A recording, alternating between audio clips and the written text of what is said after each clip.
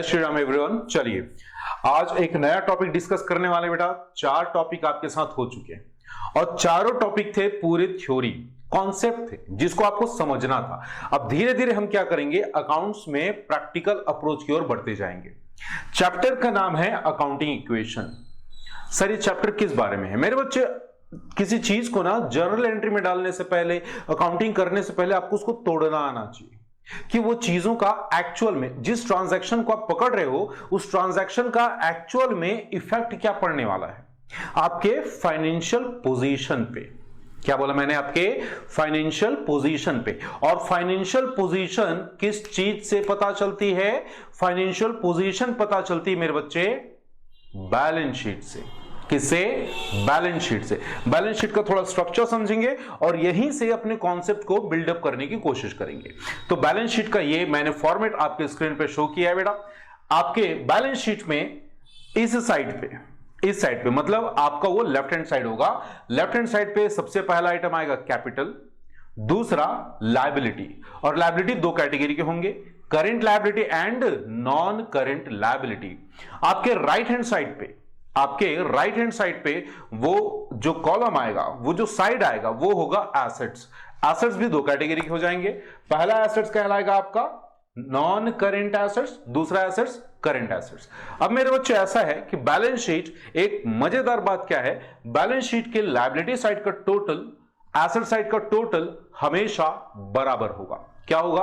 बराबर होगा। अब मेरी बात को ना ध्यान से समझने की कोशिश करना बेटा। यहां से सारी चीजें तुम लोग को समझ में आना स्टार्ट हो जाएगा। देखना जरा, मैंने बोला कैपिटल, लायबिलिटी, ये चीजें क्या है? ये वही चीजें हैं जो बिजनेस में, जहां से बिजनेस में पैसा आता है, जहां से बिजनेस में पैसा आता है। कैपिटल कौन सी चीज है? कैपिटल वो चीज है जो ओनर अपने बिजनेस में लगाता है। लायबिलिटी जैसे कि आपने बैंक से पैसे ले लिए, बैंक से आपने क्या लिया? पैसा लिया, उधार में पैसा लिया, ठीक है? तो कैपिटल आ गया, मान लो 1 लाख रुपए लगाया, बरोबर। और लायबिलिटी मान लो आपने बैंक से 50,000 का लोन ले लिया। तो इसका मतलब क्या हुआ? आपके पास पैसे का जुगाड़ कितना हो गया? 1 लाख रुपए का कैपिटल और 50,000 की लायबिलिटी, बैंक लोन, दोनों कैश मिला। बोलो हाँ या ना? पैसा मिला, कैश आया, तो उसको एसेट साइड लिखो। समझ में आ रही बात?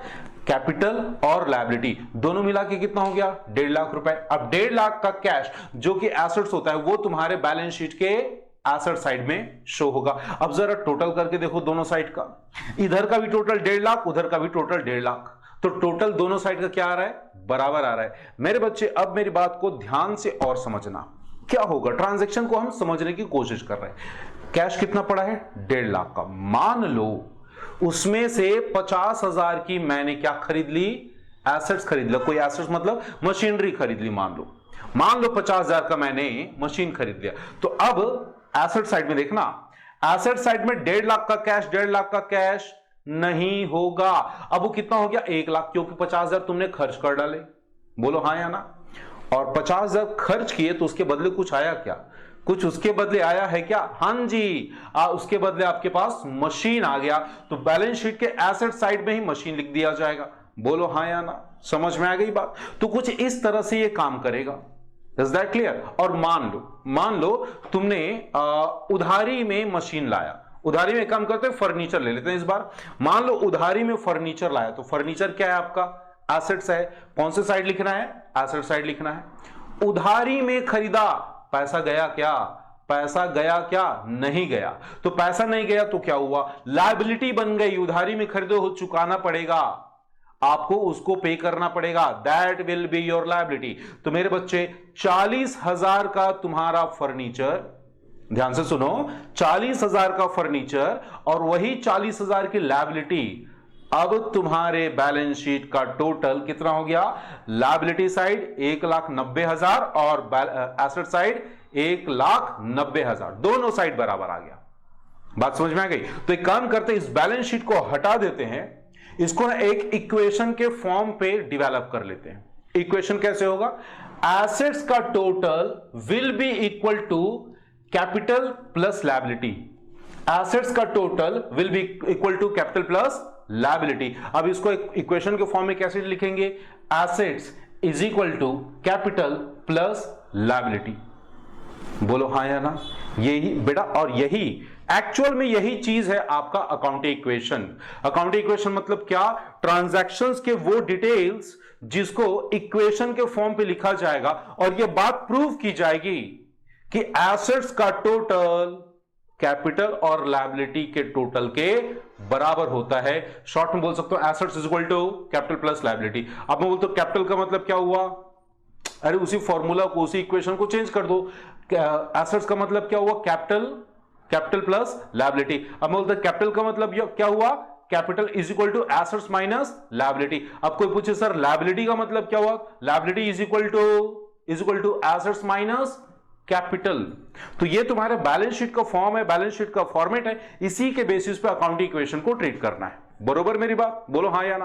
प्रैक्टिकल अप्रोच में क्या होता है बेटा, ढेर सारे आपको ट्रांजैक्शन दिए जाते हैं और उनको टेबुलर फॉर्म पे आपको अकाउंटिंग इक्वेशन बनाने को बोला जाता है।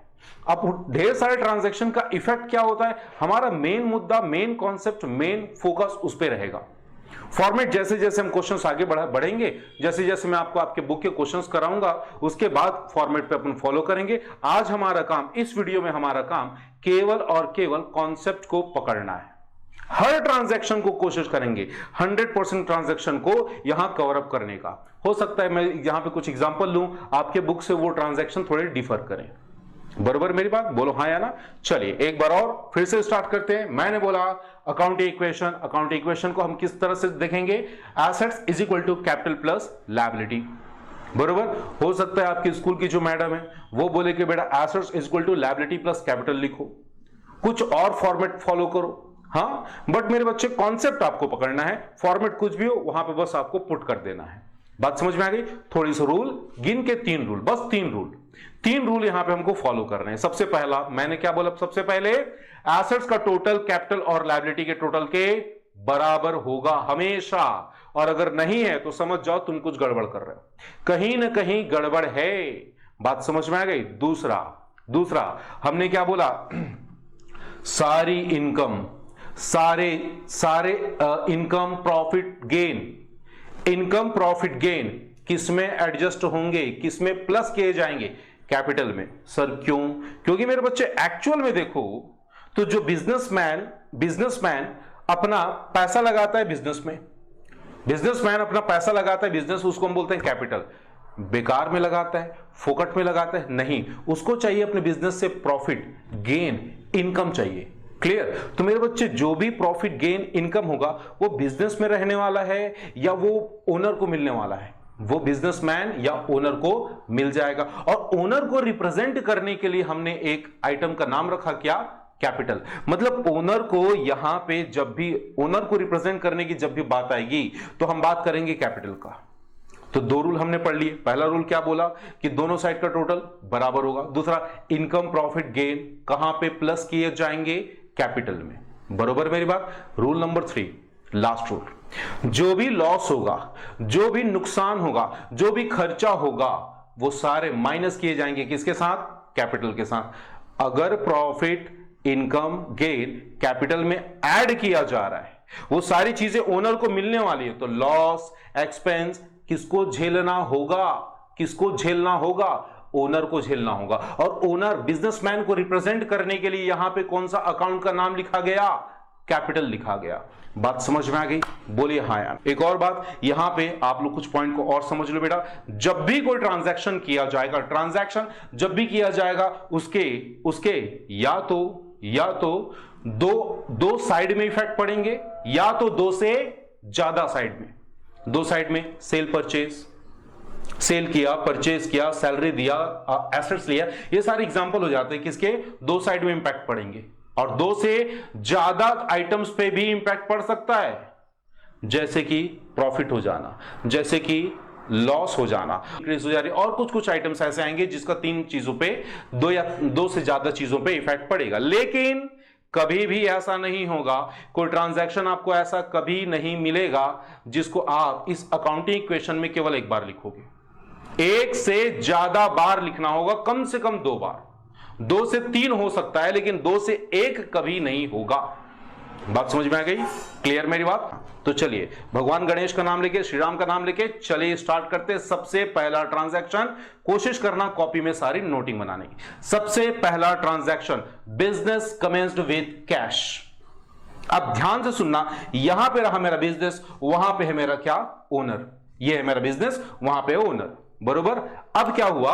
ओनर ने बिजनेस में पैसे लगाए, ओनर ने बिजनेस में पैसा डाला, तो पैसा आया, पैसा आ गया, पैसा आया, कैश आया, उसको मैं क्या बोलता हूं? कैपिटल बोलता हूं। और मेरा इक्वेशन क्या बोलता है? Assets equal to capital plus liability. तो 1 लाख रुपए यहां पे ओनर ने बिजनेस में लगाए, तो 1 लाख रुपए क्या हो जाएगा? कैपिटल में प्लस, और वही 1 लाख रुपए का मेरे पास क्या आ चुका है? बिजनेस में क्या आ चुका है? कैश आ चुका है। बात समझे? तो इक्वेशन क्या होगा? कैश में 1 लाख रुपए प्लस करोगे और कैपिटल में भी 1 लाख प्लस करोगे, बरोबर मेरी बात? एक बात और ध्यान रखना, तुम अकाउंटिंग ओनर के लिए नहीं कर रहे हो, तुम अकाउंटिंग बिजनेस के लिए कर रहे हो। तो अपने आप को बिजनेस मान के चलना कि तुम्हारे साथ क्या हो रहा है, पैसा आ रहा है कि जा रहा है, बरोबर। ये टॉपिक केवल और केवल डील्स को, ट्रांजैक्शन को क्रैक करने के लिए बनाया गया है, ताकि आप बाद में आसानी से अकाउंटिंग सीख सको, बरोबर मेरी बात। दूसरा पॉइंट उठाते हैं, दूसरा point, business commenced with assets. अब एसेट्स में क्या क्या ले सकते हो? यहां पे स्टॉक ले सकते हो, प्लांट ले सकते हो, फर्नीचर ले सकते हो, बिल्डिंग ले सकते हो। क्या क्या बोला? Stock, plant, furniture, building. एक काम करो, स्टॉक ले लो 20,000 का, प्लांट ले लो 30,000 का, और बिल्डिंग एंड फर्नीचर को 25,000 के ले लो। अब बात को समझो, मैंने क्या बोला? ये मेरा बिजनेस, बरोबर ना? वहां पे कौन खड़ा है? ओनर खड़ा है। इस बार वो पैसे नहीं लगा रहा है, ध्यान से सुनो, इस बार वो पैसे नहीं लगा रहा है। वो क्या लगा रहा है? स्टॉक लगा रहा है। क्या लगा रहा है? प्लांट लगा रहा है। क्या लगा रहा है? फर्नीचर लगा रहा है। और क्या दे रहा है? बिल्डिंग दे रहा है। ओनर इतनी सारी चीजें बिजनेस में डाल रहा है। तो मैंने क्या बोला था पहले बेटा? जो भी चीज ओनर अपने बिजनेस में डालेगा, बिजनेस में डालेगा, क्या बन जाएगा? वो कैपिटल बन जाएगा। इसका मतलब क्या हुआ? ध्यान से सुनो, मेरे इक्वेशन में कैपिटल में 1 लाख रुपए आ जाएंगे। सर 1 लाख कैसे? सबका टोटल करो ना, सबका टोटल करो, 20,000, 30,000, 25,000 और 25,000, टोटल कितना हो गया? 1 लाख। तो 1 लाख का कैपिटल मेरे बिजनेस में आ गया, बरोबर। और एसेट्स में क्या आएगा? एसेट्स में 4 चीजें आ जाएंगी। देखो जरा, पहले स्टॉक आया, प्लांट आया, फर्नीचर आया और बिल्डिंग आ गई। तो अब दोनों साइड का टोटल करके देख लो, कैपिटल प्लस लायबिलिटी, तो यहां पे 0 है क्योंकि कोई भी लायबिलिटी क्रिएट नहीं की। तो capital is equal to your total assets. ये था ट्रांजैक्शन नंबर 2। हर ट्रांजैक्शन के बाद आपको सेल्फ क्लियरेंस के लिए बेटा आपको क्रॉस चेक करना है कि भाई साहब दोनों साइड का टोटल बराबर आ रहा है कि नहीं आ रहा है, बरोबर। नहीं आ रहा, डेफिनेटली मुझसे पूछ सकते हैं, बरोबर मेरी बात? बोलो हाँ या ना। अब मेरी बात को ध्यान से समझना, मैंने बोला अगला पॉइंट, इंटरेस्ट ऑन कैपिटल। क्या बोला? Interest on capital. ये क्या चीज होती है? ध्यान से समझो, ये था बिजनेस, वहां पे कौन था? ओनर था। ओनर ने बिजनेस में क्या लगाए थे? कैपिटल लगाया था ना, बोलो हाँ या ना। और याद करो बेटा, मैंने क्या बोला था? ये जो बिजनेस और वो जो ओनर, इसके बीच में एक दीवार है। दीवार याद आ रहा है? बोलो हाँ या ना। अंबुजा सीमेंट की बनी हुई।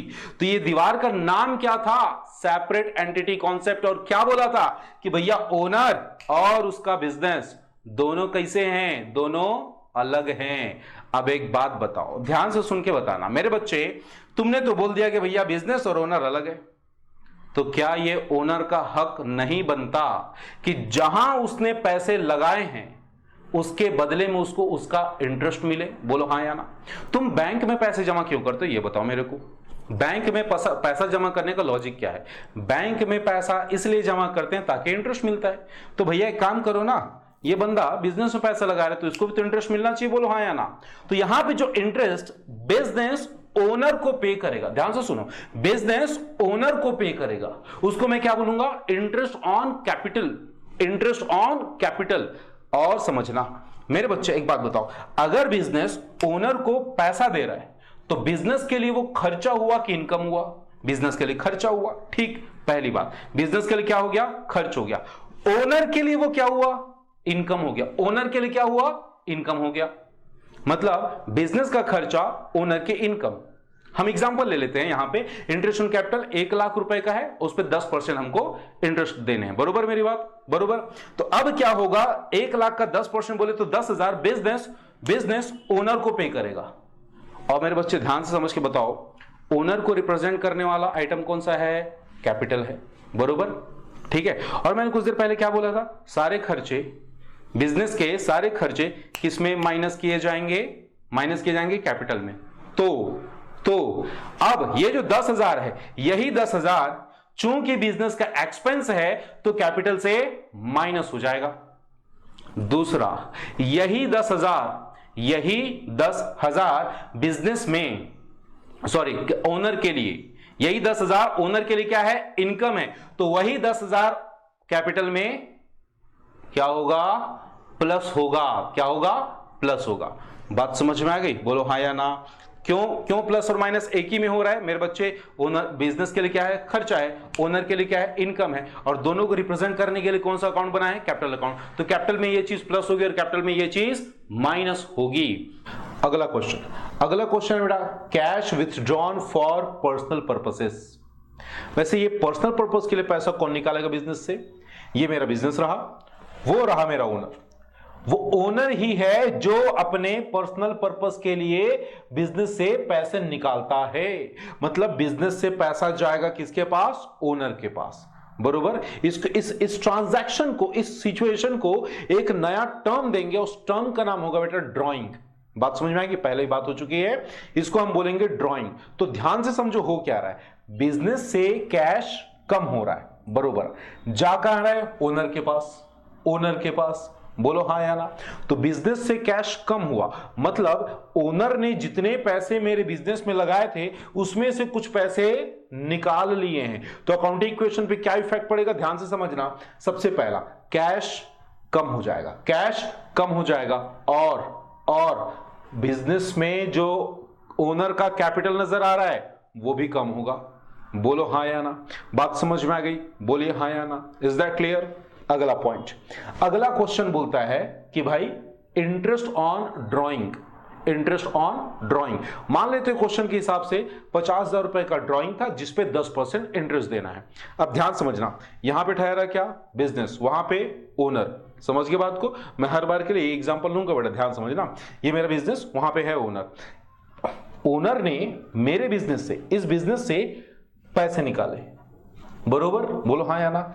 अब ध्यान से सुनो, ध्यान से समझना मेरे बच्चे, जब ओनर बिजनेस से पैसे निकालता है तो उसको हम बोलते हैं ड्राइंग।